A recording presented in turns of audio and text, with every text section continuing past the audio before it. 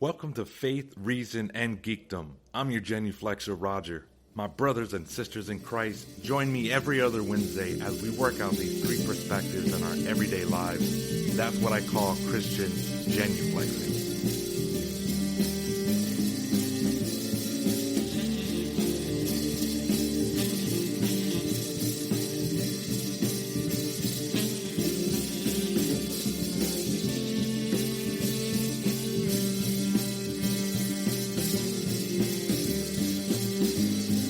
Welcome back, everybody, to the show. I'm Roger. Let's get into today's episode. It's going to be a little bit of Twitter hunting. Now, several months ago, I introduced this, and it is pretty much almost literally what it means. We get on Twitter, and we respond. My fifth baby was born last week. Had a lot of time in the hospital. Thanks be to God, first of all, for prayers. People who were praying. Really appreciated it. Baby and wife are doing wonderful. Thanks be to God. Thank you, Jesus. Thank you, Lord Jesus. But I had a lot of time on my hands. For Lent, I went on a fasting for social media, and it was great. I loved it. My blood pressure probably was lower. I probably cured a bunch of different underlying diseases that I had just from not being on Twitter and social media in general.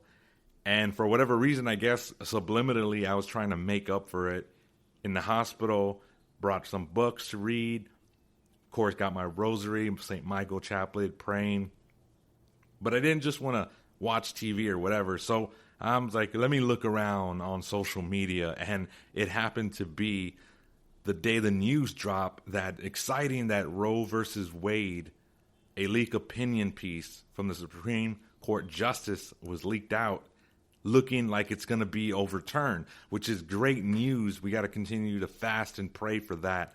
God willing, everything will work out the way it is. I've been praying so much, fasting so much for this. So anyway, you could imagine the delight that people had on the left, or people who had these certain ideas. It's not just a political issue, as some people would always say. It's more than that. It's a human rights issue. And you could imagine how Twitter would be very charitable towards people that believe in that. No, wrong. So I got on there and I was like, you know what? It's been a while since I've been on Twitter. Might as well just see what people are saying. And then I started, as one does, get into Twitter battles and Twitter debates. It's a little bit difficult because it's short and you can't use a lot, right? You have to use barely minimum words. And in my opinion, the abortion debate, you don't need a lot of words, really. You don't need. But unfortunately, people don't understand or they don't follow. And it's frustrating to me, as many of you will be frustrated. I'm like, why can't you just get it? Like, I don't understand. How come you don't understand? It's so simple. But unfortunately, trying to do this to our culture, we need to use more words to walk them slowly through. It's not saying, they're dumb or anything like this, trying to be charitable, but you have to walk with them slowly. And so Twitter, it's not the best. I'd rather be in like a one-on-one, face-to-face dialoguing with people. That's the best. So you can imagine all the Roe versus Wade news. Hopefully, good news. Hopefully pray for the families that they don't get intimidated and they don't get harassed, which they are getting harassed. They're getting protested at their house. You've seen what they're doing. They did the Mother's Day protest, which was horrible. Handmaid's Tale, people walking in and interrupting the mass. So much horrible dynamic, dare I say. I think it's a good use of the word dynamic to say this. And I want to take some time out just to elaborate more on the Twitter responses and battles that I had. Let me read what the people on Twitter said, and let me read my responses back. Now, I had 4 days of pretty much doing nothing, almost just waiting in the hospital, newborn baby, nothing much to do, can't get out of the house. So I had a lot.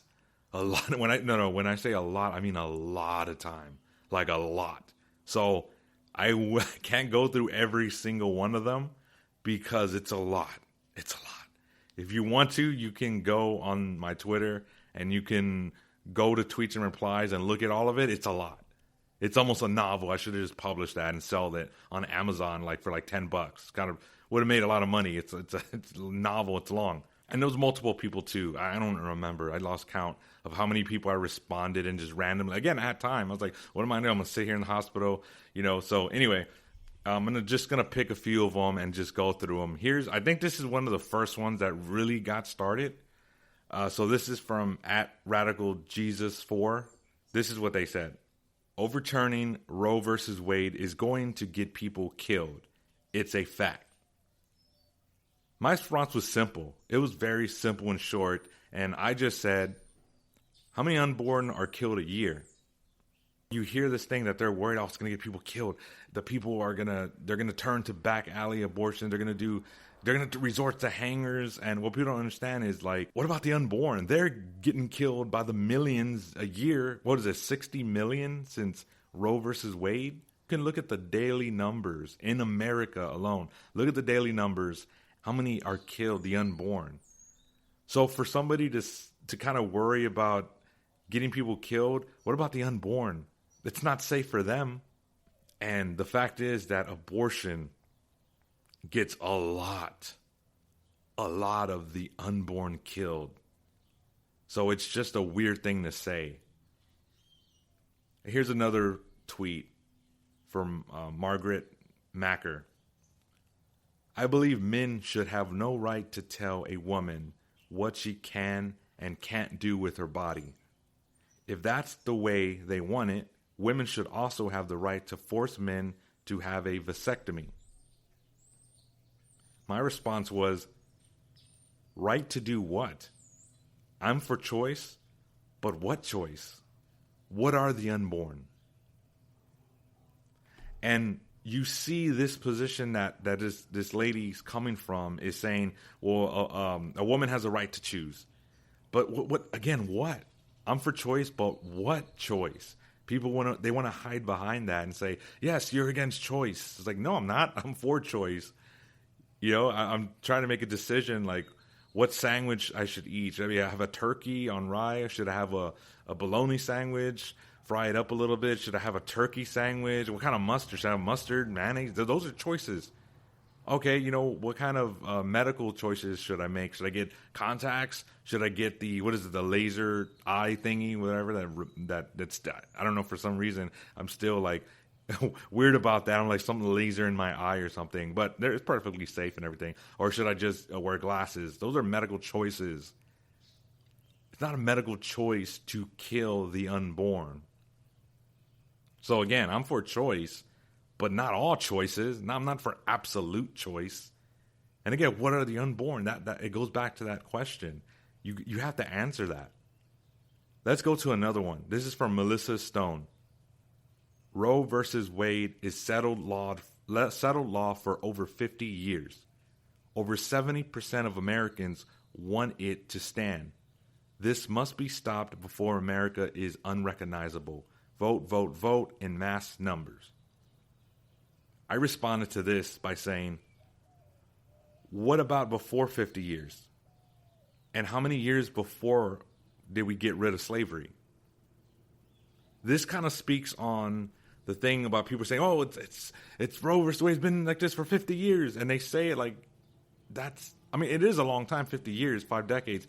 But, there's so many people on earth that are way past 50 that were alive. My grandmother, many people I know were alive before Roe versus Wade.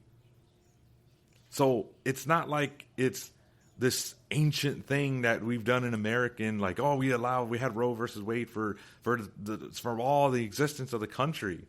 That's not true. If you guys look at any of the other, one of the cases that was about Bible being read in school, that was unprecedented.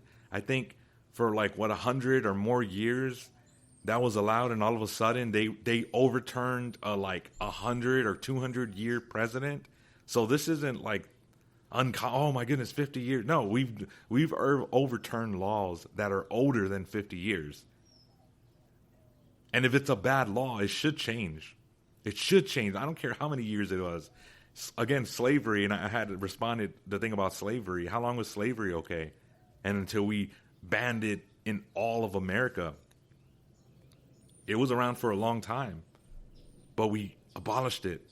We got rid of it. We got better civil rights. Would people say, oh, we can't overturn it. It stood for hundreds of years. We can't overturn it. No, nobody says that. They understand that. And then also, too, I didn't respond to anything of this, but the over 70% of Americans want it to stand. Right is right, even when most people are wrong. A majority could be for something or against something, and it doesn't equal morality rightness. Right? The majority doesn't get to decide if that number is true. Here's another tweet. Ovaries shouldn't be more regulated than assault weapons. And I had said, well, ovaries aren't. Directly killing the innocent living human being should be. And it should be. That it's not about controlling bodies. It's like, what are the unborn? Going back to that. Here's another one from Nas. Bro, it's just a clump of cells. I tweeted a quote from, this is from embryologist E.L. Potter says, this is what he says, and I just tweeted this. Every time a sperm cell and ovum unite, a new being is created, which is alive and will continue to live unless its death is brought about by some specific condition. So, for the crowd that are saying it's a clump of cells, I simply quoted an embryologist, because I'm not an embryologist. That guy's not an embryologist. And unfortunately, there may be some that are conflicted, but the vast majority of embryologists, even the pro-choice one, even the people that are pro-choice, the overwhelming majority of embryologists that are pro-choice, it's not a scientific reason. Their argument is more of a philosophical one, not a scientific one. No embryologist worth their salt is going to say, well, it's not really a new existing being. It's just a clump of cells. You're not going to find that. Even the pro-choice side, their reason is more like bodily autonomy arguments. But they're not going to deny that it's a clump, that it's just, it's a clump of cells. No, they know what it is. Here's another one. Here's a long one. I can't put every single one, but I had a long one with DJ, and his tweet was, yes, that's exactly what I'm saying. A zygote is not a human. It has gills and a tail, both of which human beings don't have. Just because it had a potential to be a human being doesn't make it one. An egg can potentially become a human. Doesn't make an egg a human being. My response on Twitter was, sperm or an egg alone are not whole human organisms, but sperm and egg together after is. A sperm in a uterus alone won't grow into an adult, but sperm fertilizing an egg in a uterus will. And so one of his points of this guy was talking about potentiality and then talking about looks. He was stuck on potentialities and looks. He's like, as he said, he's like, and again, if you look at a zygote or a young fetus, you would be like, oh, look, it looks very different. It looks tadpole-like. But tadpole-like, it's not going to be a frog. It's not going to grow into a frog. It's not going to grow into a fish. What is it going to grow into? In its natural development. What do you want the zygote to look like? It's almost as if this guy DJ wants a zygote or a fetus, the early stages of human life, to look like just a very, very, very small version of an infant. I think that's what he wants. Looks shouldn't matter about what a human is. Scientifically, it doesn't matter at all. Its DNA, the unborn's DNA, are human. The parents are human. It's in its natural development earliest stages. It's human. It's alive. It's taking in nutrients. Size shouldn't matter. Dependency shouldn't matter. Environment shouldn't matter. Looks shouldn't matter. Scientifically, it's a human being. Philosophically, again, how are we going to define what a human being is? Because it's not a toddler yet?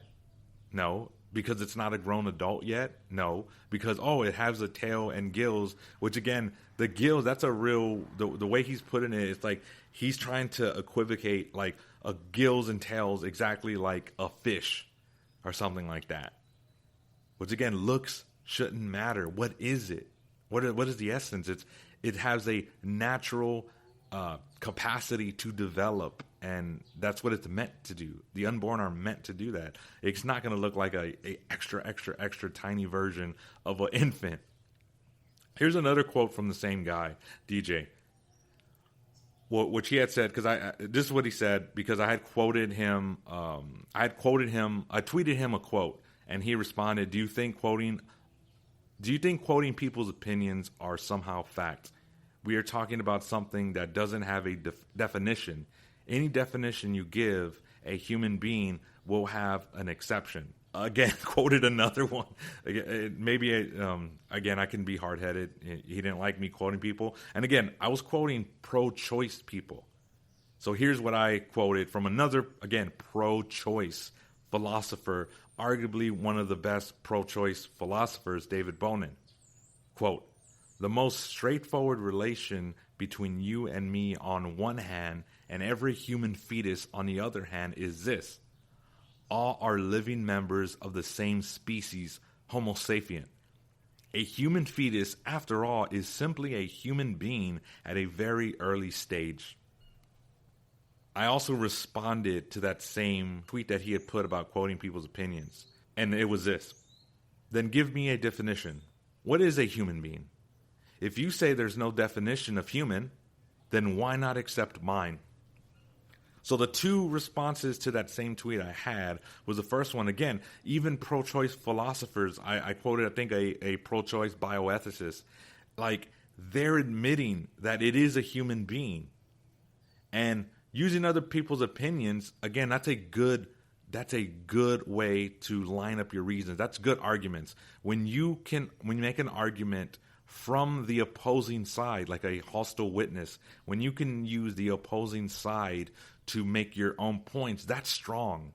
Because if I quote him a pro-life person, he'll be like, "Oh, they're pro-life. I'm not going to listen to them," which is stupid. If they're right, they're right. It doesn't matter who they are, right? If they're right, they're right. It doesn't matter who they are. What's the evidence? How right are they? Are they right? That's the question you should ask yourself. Don't just quote someone because they're pro-life and think, "Oh, he's pro-life." Maybe they're wrong. Maybe they're wrong. And in this case, the pro-choice philosopher is making the same point. It is a human being. There's no question about that. And I'm using pro-choice people to help my point get across. And he doesn't like that for some reason. Well, who am I going to listen to? You? He's not a pro-choice philosopher or a bioethicist or embryologist or doctor.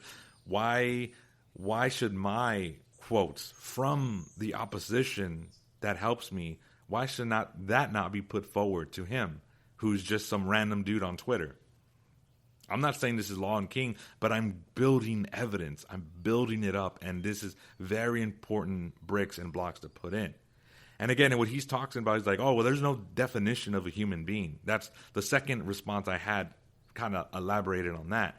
If there's no definition, as he says, well, then why is my definition of a human? Why can't that be valid? Right? Why can't that be valid? I've heard this from other people too. It's like, "Oh, well, we don't know what personhood is." I was like, okay, well, I'm giving you a definition of personhood.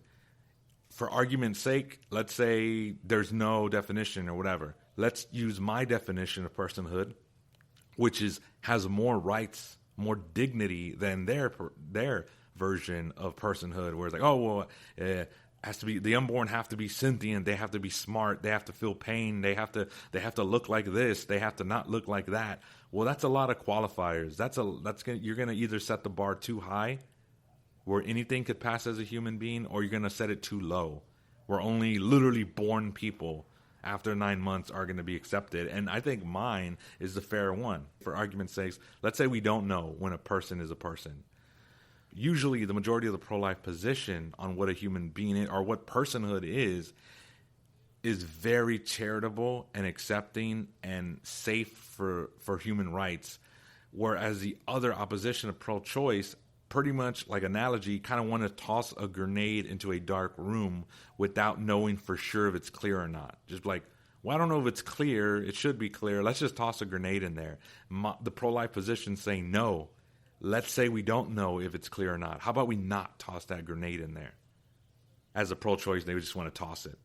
Here's another one from the same guy. Again, it went long. I'm not going to do every single one from him because it went really long. But he tweeted, for sake of argument, let's say we universally agreed a zygote is a human being. Should we change laws to make zygotes protected by insurance? And can we be filed as a dependent? Should child support start at fertilization? And I tweeted, no, because I'm not saying humans have the same rights to everything. Think of consent of sex, buying alcohol, and etc. I'm saying humans should have the bare minimum not to be directly killed. And this is something that I've heard from people, even about when the stimulus checks. Remember when we had the stimulus checks during the COVID? And they were like, "Whoa, how come a zygote, a fetus, should get a stimulus check as well? They should get that too." Or somebody said, "Well, we should have social security cards for the zygotes and for the embryos."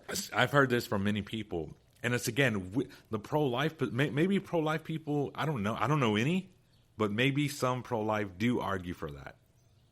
But I haven't come across any. So in my personal experience, I have not, and the pro-life movement does not mean that we want social security cards and literally benefits for the embryo, the unborn at the early stages. Nobody's saying that. I understand that a fetus is not exactly the same as a toddler. Still human, still should have dignity, not to be directly killed.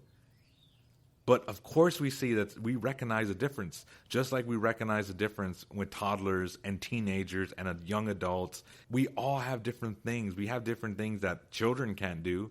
They don't have any rights to certain things. Pro-life movement is not saying we should treat an embryo exactly like a teenager or an adult that could see rated R movies or buy cigarettes or can purchase a home. We're not saying zygotes could sign on the contract and purchase a home.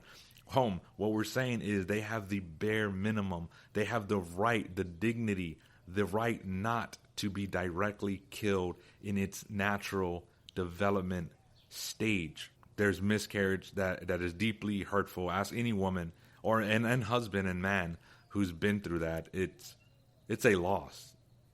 Just talk to people. It's a very sad loss. And unfortunately, that early on in the human living, breathing, beautiful human life, it can be lost. So it wouldn't just be practical to do, like this guy said, insurance cards or be filed as dependents or get stimulus checks, as some people have suggested. That wouldn't be practical, first. Second of all, the pro-life position isn't that we give the exact same rights as teenagers or adults to the unborn. We're just saying they have the right to live. They have the right not to be directly acted upon and cause its death. Okay, how about this will be the last one from DJ? I said it because, again, it was a very long conversation. One more thing, because this is a point that some people were trying to make. Not too many, though. Not too many. So, surprisingly, the pro-choice is very, very, very shallow. And if they had anything at all, it would be like, again, it's still a bad argument, but the potentiality, and there was another one too, but most of them are very shallow, very easy, very just like, really? Come on, really? Like, guys, you got to be smarter than this. But here's the last one, which, again, bad argument, but this is, again, and this shows how coherent the pro-choice position is, but this one is like the better of the one, even though it's like horribly, horribly bad and wrong. But this is what DJ had tweeted. If I go make me scrambled eggs right now, am I eating a chicken? And I had this response. I had several responses. One of them was a quote again from pro-choice bioethicist Peter Singer. There is no doubt from the moments of its existence, an embryo conceived from human sperm and eggs is a human being. And then I also responded, ever had fertilized duck eggs? And my point on these two were showing that, again, it doesn't matter what he's trying to make the potential argument. What he doesn't understand is that scrambled eggs that we eat, they're unfertilized. They're unfertilized. And there are some cultures outside of America that eat fertilized duck eggs. And they have bones, feathers. It literally looks like a duck. But one thing he fails to realize, again, besides our eggs that we eat, they're not fertilized. They're not. I guess he didn't know that. I don't know if he didn't know that or he knew that, but he's trying to make a point. I'm not too sure. I'm not in his head.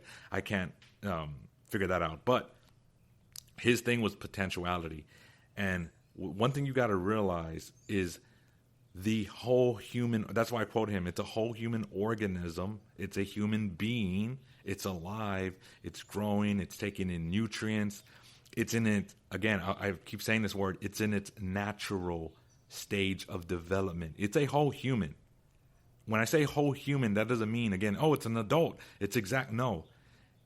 Human beings by nature have the capacity to develop into an adult.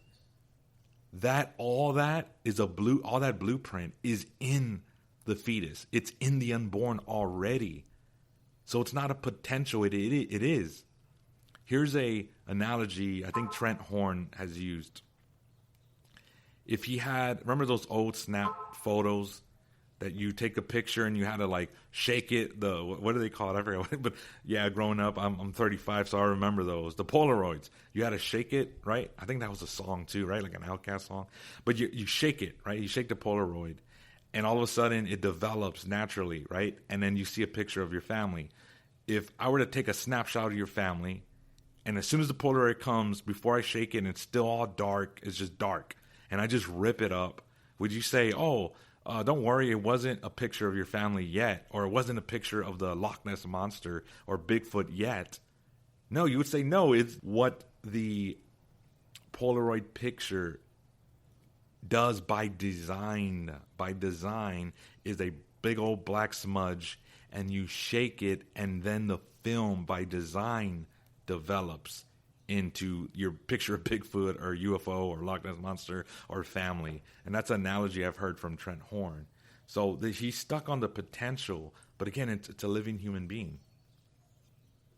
Now, and again, the conversation between me and this DJ person was longer and longer, but I don't want to do a whole hour show. I want to make this kind of short and sweet because, just a little break. Again, here's a little break. Please rate and subscribe on Apple. Give me a 5-star rating. Spotify, anywhere, Google Podcast, Faith, Reason, and Geekdom. Get my Twitter handle. Get my email address. Help me out. I just want to say that. But also, more abortion stuff is coming. I'm lining up. Hopefully, God willing, it works out. I'm lining up a debate between me and a pro-choice atheist. So hopefully that's in the works. Also, I'm going to be also responding more to this abortion talk. It's going to be abortion overload talk, the next few episodes of a plethora of, if I could say, of abortion episode related topics. So this isn't going to be the only one. So I cut out a lot of people that I responded to. So hopefully in the next maybe 2 or 3 episodes, maybe I can try to respond to as much on Twitter as possible as I was. So let's just do one more. Let's do one more because it's a little bit different from the other ones. So here's a tweet from Tristan Sneal that was actually a retweet of Bruce Miller. So here's the retweet that he tweeted. I'm not sure I can ask actors or crew members to travel and work in a state where an ectopic pregnancy would sentence my employees to death. My response was false. Don't need an abortion to treat an ectopic pregnancy. The unfortunate loss would be under the principle of double effect. In treating the ectopic, you're not directly willing death. If a woman didn't have an ectopic pregnancy and would have kept it, it's not willing death. So to this, you hear this a lot. I've heard this, so frustrating. Oh, if a woman, let's say what was it called? Where like it's outside of the fallopian tube. And so it's in the wrong. It's not in the uterus. The unborn unfortunately aren't in the uterus. And so, what are they going to do? Now they can't have an abortion. Now they're just going to die. No. The principle of double effect, Catholic Church teaching says that, for example, here's another one. If, let's say, there's an aggressive form of cancer that must be treated right now, and if the woman chooses to accept that, if she wouldn't have that cancer, she would have had the pregnancy full term to do the treatment, which is very valid to save her life. Maybe she has another kid. It's very valid. That is not willing the death of her child. She just treats the cancer, and then by treating the cancer, unfortunately, the unborn will be killed. Or during ectopic pregnancy, if the unborn are not in its in the uterus and it's somewhere else, and they have to you just remove that tube or you remove that part, and that act will unfortunately kill indirectly kill the unborn. That is not abortion, what we speak of, and I keep hearing this a lot.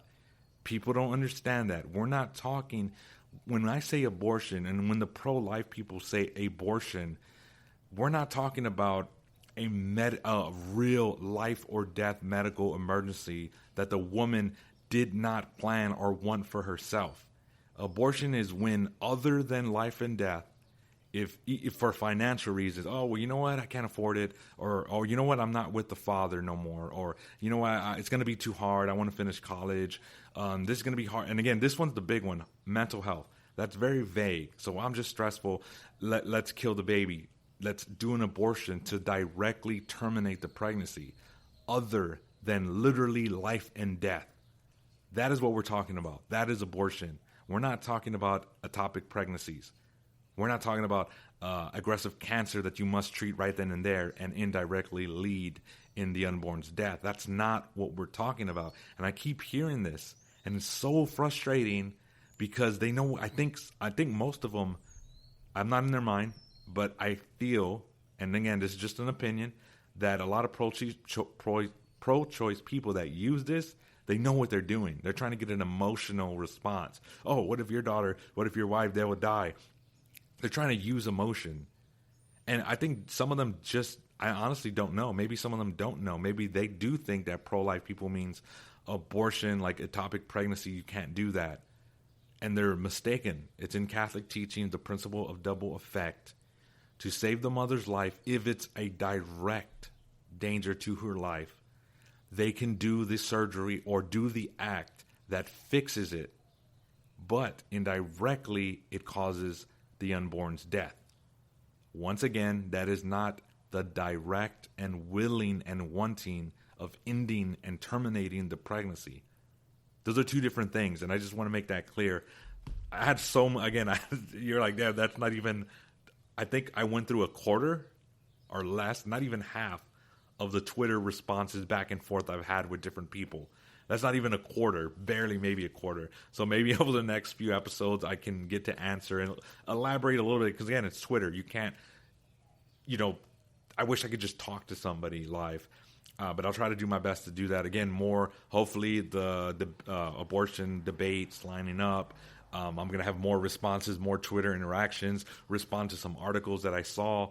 There's going to be, again, a lot. So once again, this has been Faith, Reason, and Geekdom. I am your genuflexer, Roger. Thank you for supporting me.